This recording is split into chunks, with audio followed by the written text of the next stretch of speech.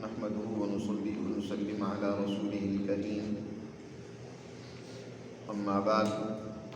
فأعوذ بالله من الشيطان الرجيم بسم الله الرحمن الرحيم إن ربكم الله الذي خلق السماوات والأرض في 6 أيام ثم استوى على العرش يغشي الليل النهار يطلبه حثيثا والشمس والقمر والنجوم مسخرات بأمره ألا له الخلق والأمر تبارك الله رب العالمين ادعوا ربكم تضرعا وخفيا إنه لا يحب المعتدين ولا تفسدوا في الأرض بعد إصلاحها وادعوه خوفا وطمعا إن رحمة الله قريب من المحسنين وهو الذي يرسل الرياح بشرا بين يدي رحمته حتى إذا أقلت سحابا ثقالا سقناه لبلد ميت فأنزلنا به الماء فأخرجنا به من كل الثمرات كذلك نخرج الموتى لعلكم تذكرون والبلد الطيب يخرج نباته بإذن ربه والذي خبث لا يخرج إلا نكدا كذلك نصرف الآيات لقوم يشكرون صدق اللہ العظیم۔ بے شک تمہارا پروردگار وہ ہے جس نے آسمان و زمین کو یکے بعد دیگرے 6 ایام میں یعنی 6 دوروں میں پیدا کیا، پھر وہ اپنی قدرت و اختیار کے ساتھ اپنی حکمرانی کے ساتھ عرش کے اوپر متمکن اور قرار پکڑا اس نے۔ یغشی اللیل النہار، اور ڈھانپ لیتا ہے رات کو، رات کے ذریعے سے دن کو ڈھانپ لیتا ہے۔ وہ رات اس دن کے پیچھے دوڑی چلی آتی ہے، اور اس نے سورج اور چاند اور ستاروں کو پیدا کیا اس طرح کہ اس کے حکم کے سب تابع ہیں۔ سنو، پیدا کرنا بھی اسی کے لیے ہے اور تدبیر اور حکم دینا بھی اسی کے لیے ہے۔ بابرکت ہے اللہ جو سارے جہانوں کا پروردگار ہے۔ ان آیات مبارکہ میں جو آج پڑھی ہیں، اللہ سبحانہ و تعالی نے اس کائنات کے اندر جو اپنا خلق اور اپنی تدبیر قائم کی ہے اس کا تذکرہ کیا۔ سب سے پہلے تو خلق کا بیان ہوا ہے۔ یہاں اللہ کے کمالات اس کائنات میں 4 طرح سے ظاہر ہوئے ہیں۔ سب سے پہلا کمال اللہ کا تو ابداع ہے، جس کا بیان پچھلی صورت میں ہوا ہے کہ اللہ نے اس کائنات کا سب سے پہلے مادہ بنایا بغیر کسی پہلے مادے کے، بغیر پہلے کسی قسم کے نمونے کے۔ بدیع السماوات والارض، قرآن میں اللہ نے فرمایا کہ آسمان و زمین کا مادہ اور مٹیریل وہ پہلے سے خود سے بنانے والا ہے۔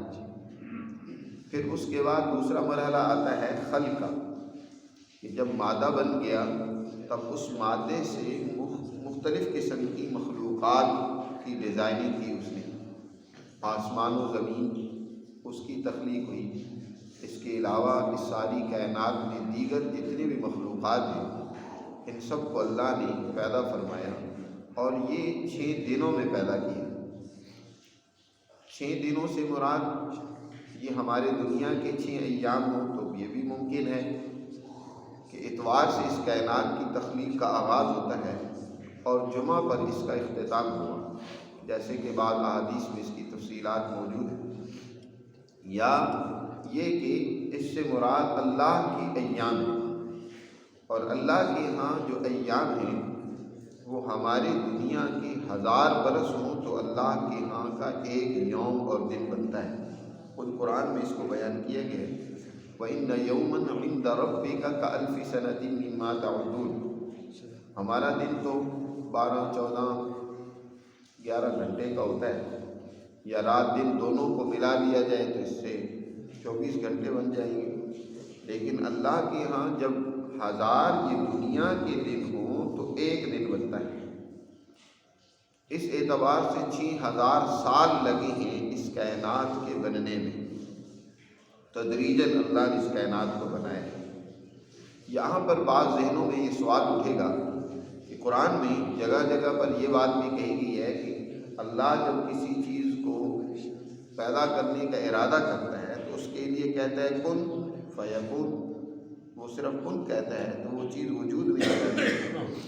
اس میں اولاً تو اس کی قدرت کا اظہار اور بیان ہے۔ قدرت تو اللہ کی یہ ہے کہ وہ آنن فانن بھی ایک چیز کو وجود دے سکتا ہے،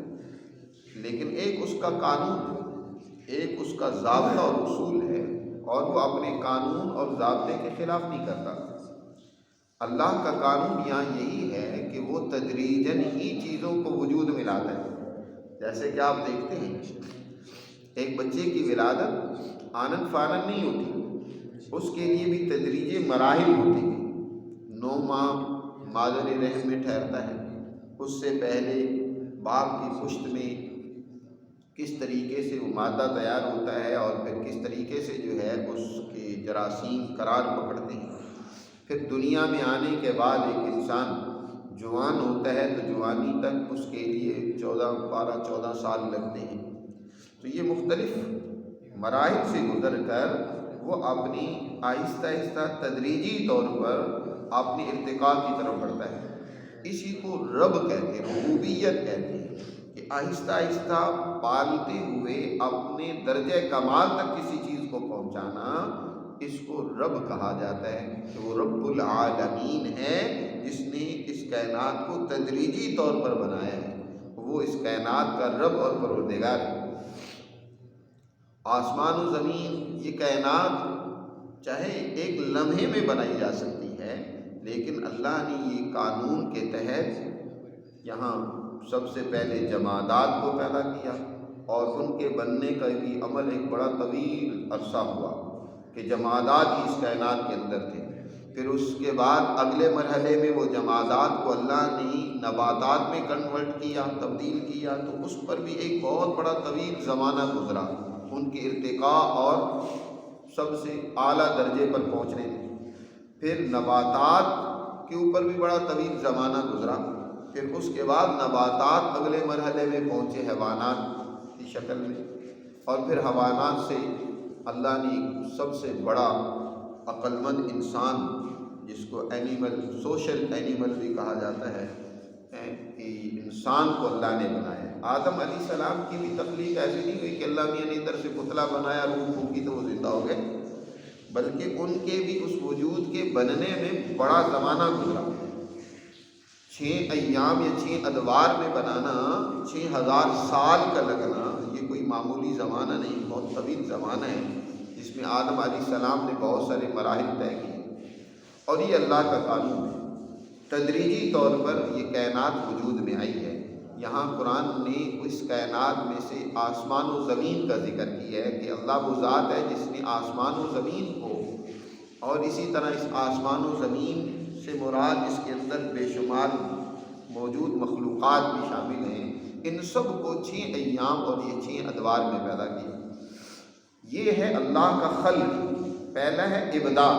کہ اس نے سب سے پہلے مادہ بنایا، پھر اس سے مختلف قسم کی مخلوقات بنائی، پھر اس کے بعد تیسری چیز ہے تدبیر۔ بنانے کے بعد اس نے چھوڑ نہیں دیا ہر ایک کو کہ ٹھیک ہے اپنی مرضی سے جو چاہے جس طرح چاہے اس کائنات کے اندر چلتا رہے، نہیں، بلکہ ان کا ایک نظام بنایا۔ چاند اور سورج، ستارے اس کائنات کے اندر ان کا ایک نظام ہے۔ قرآن نے دوسری جگہ پر بڑی تفصیل کے ساتھ بیان فرمایا کہ کسی ایک کو مجال نہیں ہے کہ وہ دوسرے کے عمل میں دخل دے، دوسرے کے کام میں خرابی پیدا کرے۔ ایسا نہیں ہو سکتا کہ سورج جو ہے وہ چاند کو نہ آنے دے، اور چاند جو ہے وہی ساری رات رہے اور پھر دن کو سورج کو نہ نکلنے دے، نہیں، ہر ایک اپنے دائرے کے اندر چل رہا ہے۔ کل فی فلک یسبحون، ہر ایک اپنے اس دائرے کے اندر اپنا کام کر رہا ہے۔ تو اس نے ہر ایک کا نظام بنایا ہے. اس کو تدبیر کہا جاتا ہے اور اس کو امر بھی کہا جاتا ہے. یہاں قرآن مجید نے یہاں دو لفظ بولے ہیں، فرمایا چاند اور سورج بھی اس نے بنائے ہیں، تو اس کے بعد فرمایا الا لہ الخلق والامر.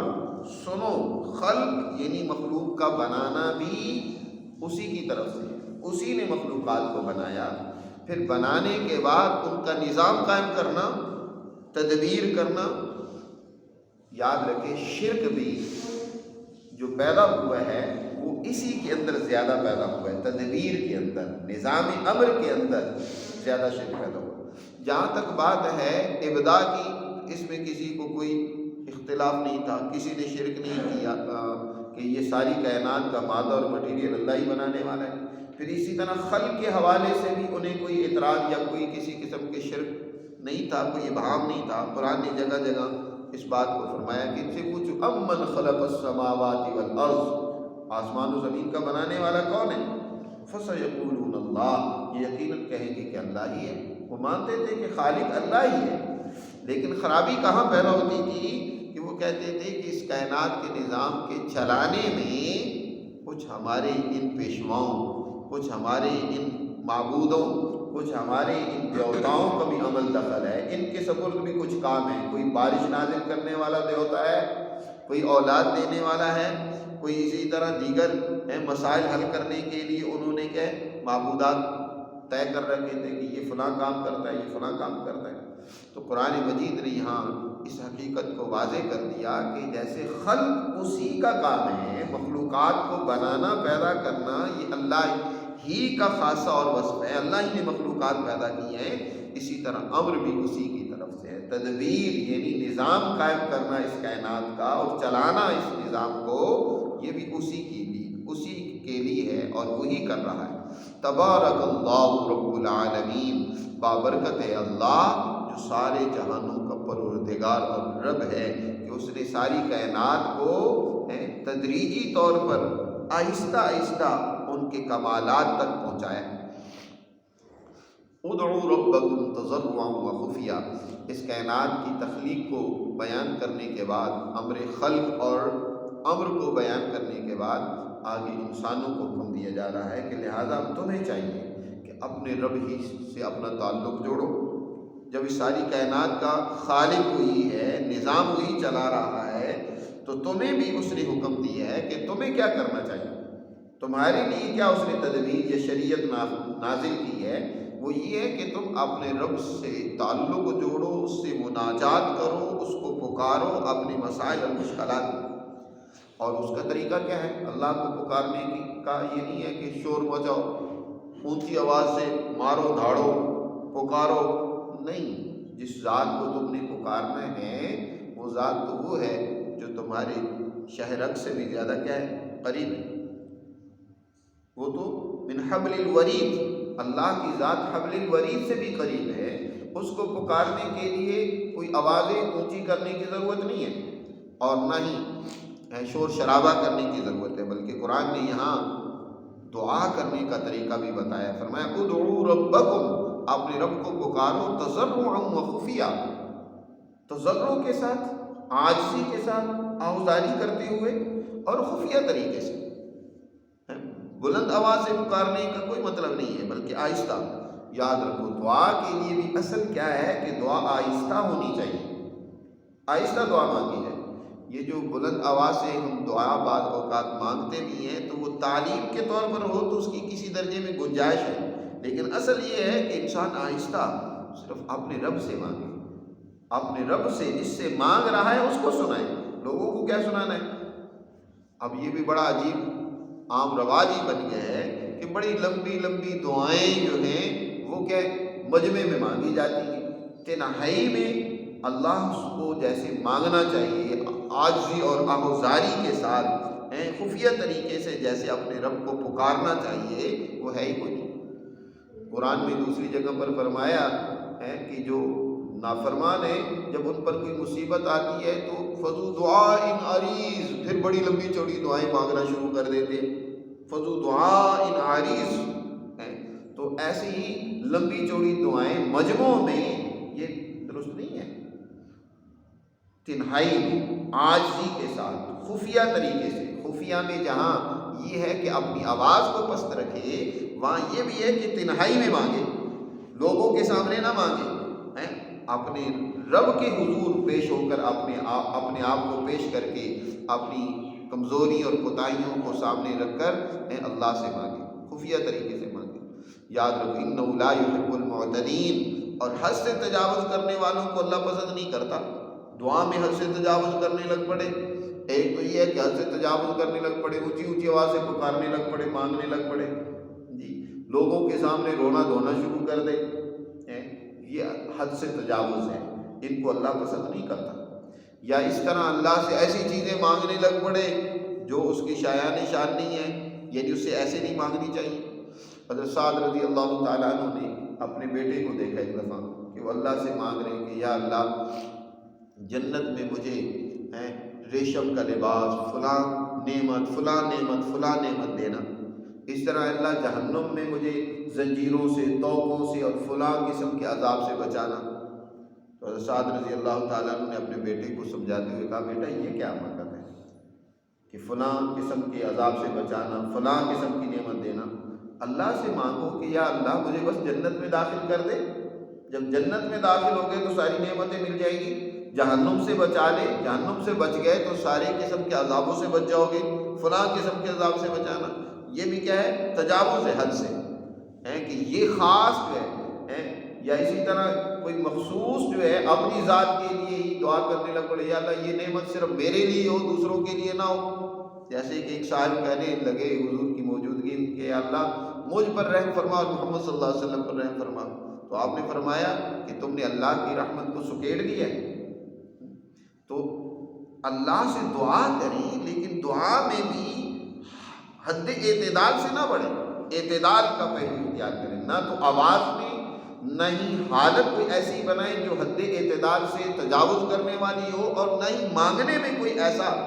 طریقہ اختیار کریں یا اللہ سے ایسی چیز مانگیں جو حد اعتدال سے بڑھی ہوئی ہو۔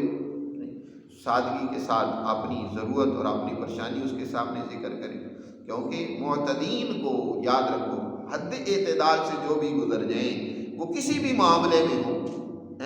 اعتدال اختیار کرنے والے، زیادتی کرنے والوں کو اللہ پسند نہیں کرتا، جو اعتدال والے لوگ ہیں اللہ کو وہی پسند ہے۔ اور اس کے بعد فرمایا کہ دیکھو اب دین اسلام کی دعوت ظاہر ہوگی، تمہارے سامنے انسانیت کی رہنمائی کے لیے اللہ کا نور اور اس کی تجلی جناب رسول اللہ صلی اللہ علیہ وسلم کے ذریعے سے تمہارے پاس آ چکی ہے۔ اب اصلاح کا عمل شروع ہو چکا ہے، خرابیوں کے خاتمے کے لیے آپ کی جدوجہد جاری ہے، لہذا اب اس اصلاح کے شروع ہونے کے بعد فساد پیدا کرنا، خرابی پیدا کرنا، یعنی اس دعوت کو ناکام کرنے کی کوشش کرنا، ایسا نہ کرو۔ وَلَا تُفْسِدُوا فِي الْأَرْضِ بَعْدَ إِصْلَاحِهَا، اور ملک میں فساد پیدا نہ کرو اس کی اصلاح کا کام شروع ہونے کے بعد۔ جب اصلاح کا کام شروع ہو گیا، یعنی قرآن کی دعوت اور اس کا انقلاب، اس کا آغاز ہو گیا ہے، اب خرابی پیدا کرنے لگ پڑو، ایسا نہ کرو، بلکہ وَادْعُوهُ خَوْفًا وَطَمَعًا، یعنی اس میں یہ بات بھی بتائی کہ انسان کو دعا کے ساتھ ساتھ اپنے عمل کو بھی درست کرنا چاہیے، عمل بھی ٹھیک ہو۔ یہ نہیں ہے کہ ساتھ خرابی پیدا کر رہا ہے اور ساتھ دعائیں مانگ رہا ہے، ساتھ جرم اور گناہ کر رہا ہے اور ساتھ یہ کہ دعائیں بھی مانگ رہا ہے۔ ایک آدمی گناہ تو چھوڑنا نہیں چاہتا اور دعائیں مانگ رہا ہے، برائی سے باز آنا نہیں چاہتا اور دعائیں مانگی جا رہا ہے۔ نبی کریم صلی اللہ علیہ وسلم نے اس حوالے سے فرمایا کہ دیکھو اللہ سبحانہ و تعالی ایسے لوگوں کو پسند نہیں کرتا، جی جو ایک طرف تو جرم کر رہے ہیں، گناہ کر رہے ہیں اور ساتھ ساتھ دعائیں بھی کر رہے ہیں۔ جی قرآن نے یہی بات یہاں پہ سمجھائی ہے کہ فساد جو ہے وہ مت بچاؤ اصلاح کے بعد، یعنی تم میں نیکی کی اللہ نے توفیق دے دی ہے، یہ بھی اصلاح ہے کہ اللہ کسی انسان کو اپنے سے مانگنے کی توفیق دے دے، اور وہ مانگ رہا ہے لیکن ساتھ ساتھ خرابی بھی پیدا کر رہا ہے۔ اور دوسری ایک اور بات سمجھائیے کہ اللہ سے مانگنا ہے تو اس میں تمہاری اوپر کون سی حالت طاری ہونی چاہیے۔ ایک طرف تو تمہیں ڈر بھی ہو، خوف بھی ہو سکتا ہے اللہ کو یہ میرا مانگنا پسند نہ آئے، یا یہ چیز جو میں مانگ رہا ہوں پتہ نہیں مجھے ملے یا نہ ملے، یہ مانگنا درست بھی ہے یا نہیں، ایک طرف تو ڈر اور خوف بھی ہونا چاہیے، اور دوسری طرف توقع اور امید بھی ہونی چاہیے۔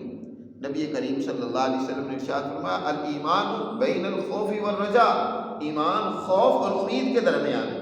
جی، ایک طرف ڈر بھی ہو، دوسری طرف امید اور توقع بھی ہو۔ اسی کو فرمایا وَادْعُوهُ خَوْفًا وَطَمَعًا، اور اس کو پکارو، اس سے مانگو ڈرتے ہوئے اور طمع اور توقع رکھتے ہوئے کہ وہ ہمیں دے گا بھی صحیح۔ ان رحمت اللہ قریب من المحسنین، بے شک اللہ کی رحمت ایسے لوگوں کے بہت قریب ہے جو اچھا کردار ادا کرتے ہیں، یعنی دعائیں ان کی قبول ہوگی، اللہ کی رحمت انہی کو ملے گی جو ساتھ ساتھ اپنے عمل کو بھی درست کر رہے ہیں۔ احسان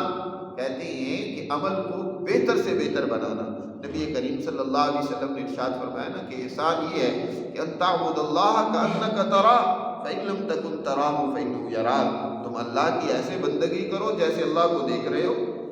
اگر یہ نہیں درجہ حاصل تو کم از کم یہ ہے کہ تمہیں یہ یقین ہو کہ میرا رب تو مجھے دیکھ رہا ہے نا، میں یہ کام کر رہا ہوں تو وہ مجھے دیکھ رہا ہے، اور اصل دیکھنا تو اللہ ہی کا معتبر ہے۔ جب یہ تمہارا یقین ہوگا تو تمہیں احسان کی کیفیت حاصل ہوگی۔ تو فرمایا جو ایسے محسنین ہیں، اچھا کام کر رہے ہیں، اچھے سے اچھا اور بہتر کام کر رہے ہیں، اللہ کی رحمت ان کے بہت قریب ہے، یعنی اللہ کی رحمت ایسے لوگوں کو ملتی ہے۔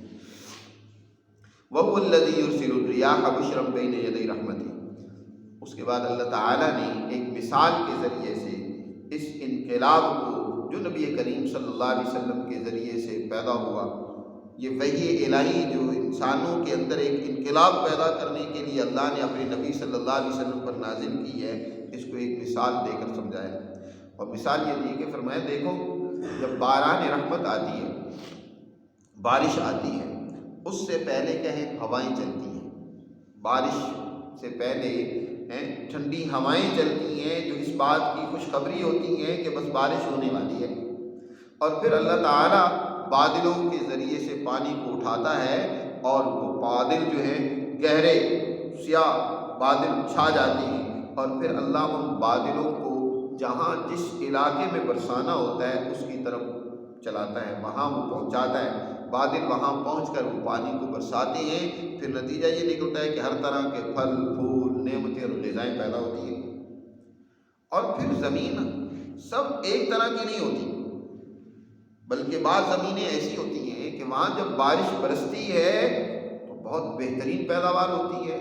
وہاں زعفران اگتا ہے، وہاں کہیں جو ہے بہترین گندم اگے گی، بہترین اناج اگے گا، بہترین پھل پیدا ہوں گے۔ لیکن کچھ زمینیں ایسی ہوتی ہیں کہ وہاں بارش ہونے کے باوجود لیکن وہاں گھاس پھوس ہوگی، کانٹے اگیں گے، جھاڑیاں پیدا ہوں گی۔ اور کچھ تو زمین جیسے حضور نے ارشاد فرمایا نا کہ جو وحی اور علم لے کر میں آیا ہوں، اس کی مثال حضور نے بارش سے دی ہے۔ بارش اسی کا یہاں قرآن نے بھی تذکرہ کیا ہے کہ فرمایا جب بارش ہوتی ہے تو بعض زمینیں اس بارش کے ذریعے سے بہت اچھی پیداوار دیتی ہیں، اور بعض زمینیں وہ ہوتی ہیں جو بارش کے پانی کو محفوظ کر لیتی ہیں کہ اس سے جانور بھی سیراب ہوتے ہیں، اور اس سے اس طرح انسان بھی فائدہ اٹھاتے ہیں، اپنی کھیتی کو سیراب کرتے ہیں، پینے کے لیے استعمال کرتے ہیں۔ لیکن بعض زمینیں ایسی ہوتی ہیں جو سخت پتھریلی زمینیں ہوتی ہیں، پہاڑ جیسے ہیں کہ بارش ہوئی اور پانی ایسے بہہ گیا،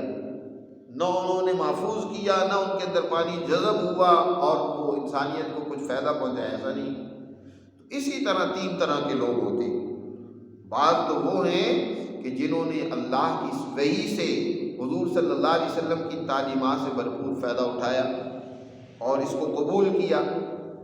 اور انہوں نے یقیناً ایک بہترین زمین کی مانند ہیں وہ لوگ، اور اس سے انسانیت کو بہت فائدہ پہنچا، خود کو بھی فائدہ پہنچا، دیگر انسانیت کو بھی، اور کائنات میں دیگر مخلوقات کو بھی فائدہ پہنچا۔ کچھ وہ ہیں کہ جو اپنے لیے تو اتنی مفید نہیں ہے، یعنی ان کا اپنا عمل تو اتنا درست نہیں ہوا، لیکن انہوں نے بات سنی اور انہوں نے آگے پہنچائی، سنائی لوگوں کو، تو سننے والوں نے ان سے فائدہ اٹھایا جی، یہ بھی اچھے لوگ ہیں، کم از کم بات تو آگے انہوں نے درست طریقے سے درست تناظر میں پہنچائی ہے۔ تیسرے وہ ہیں کہ جنہیں کوئی فائدہ نہ خود فائدہ ہوا نہ دوسروں کو فائدہ پہنچایا، سنا ہی نہیں ہے، سنی ہے تو سنی انسنی کر دی، بلکہ اس کی مخالفت کی۔ تو قرآن مجید یہاں مثال دے کر اس بات کو سمجھاتا ہے کہ اللہ وہ ذات ہے یرسل الریاح بھیجتا ہے ہواؤں کو اپنی باران رحمت سے پہلے، بشرم بین یدی رحمتی، خوشخبری دینے کے لیے اپنی رحمت سے، بارش سے پہلے، حتیٰ اذا اقلت سحابا ثقالا، یہاں تک کہ جب وہ بھاری کم بادلوں کو اٹھاتی ہیں ہوائیں، تو سقناہ لبلد میت، ایک بنجر خشک زمین کی طرف ہم ان کو چلاتے ہیں، اور فانزلنا به الماء، پھر اس بادل کے ذریعے سے پانی کو ہم اتارتے ہیں، فاخرجنا به من کل الثمرات، اور پھر اس پانی کے ذریعے سے ہر طرح کے پھل کو ہم زمین سے نکالتے ہیں۔